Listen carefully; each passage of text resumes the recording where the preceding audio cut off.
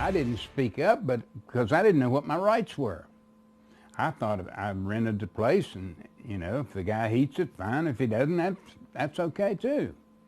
But not after I started reading the building code. Tenants say a local landlord has them scared to speak out about the miserable conditions in their buildings. But one man is not afraid anymore. Good evening, everyone. Imagine trying to raise your children in a freezing apartment that's crawling with roaches. That's exactly the situation a Local 12 investigation has found inside multiple buildings owned by one landlord whose properties are scattered around Mount Airy. Local 12's Rich Jaffe joins us now from Kipling Avenue with a story you'll see only here on Local 12. Rich?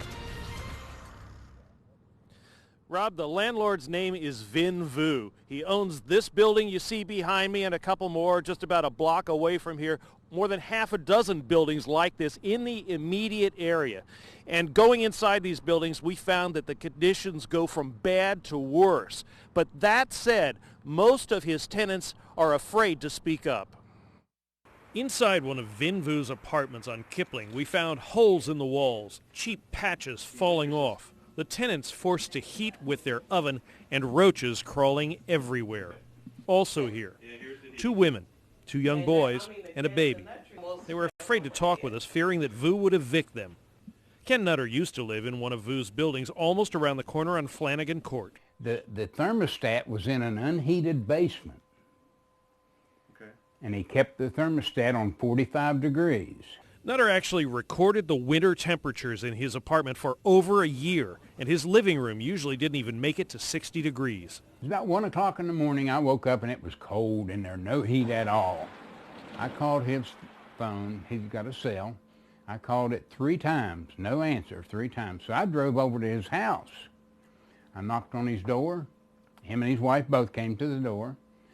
And I said, Mr. Vu, I don't have any heat. I need to have some heat. I mean, it was cold that night. He slammed the door in my face. After talking to residents in a number of Vinh Vu's properties, I also went to his home. With no answer, I called him. Mr. Vu, my name is Rich Jaffe. I'm a reporter from Channel 12. Vu hung up on me, but his city and court records speak volumes. He's got a long history of building code violations on his properties. He's even been arrested for code violations. Tenants don't have to put up with landlords like Vu. Pay the rent to the court, and the court will hold the rent until the conditions are remedied, the violations.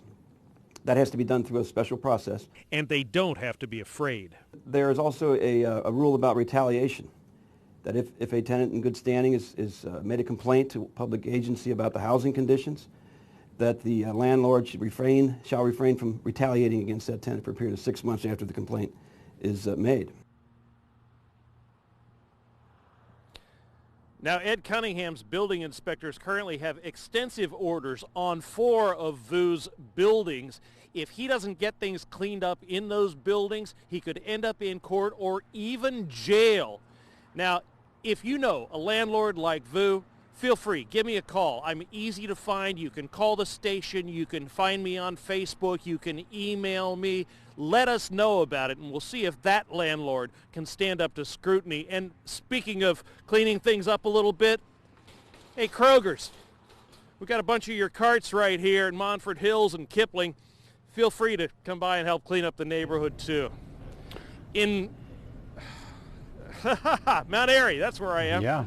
Rich Jaffe, Local 12 News. Rob? So, Rich, let's help some folks here. I heard the gentleman say that you could pay your rent to the court. Where do you have to go to make that happen? Well, there's a system set up. What you basically do is you give the landlord a month's notice. You send him a letter. You say you're going to do that. Then you start paying into an escrow account set up at a bank. The court agrees with all that. It's safe. You can do it. It's the rights of the tenants to do it. Of course, you have to do it right, and the city can help you figure out how to do that. All you have to do is reach out to those guys. Legal aid's a good place to start. Good advice. Rich Jaffe, thanks very much.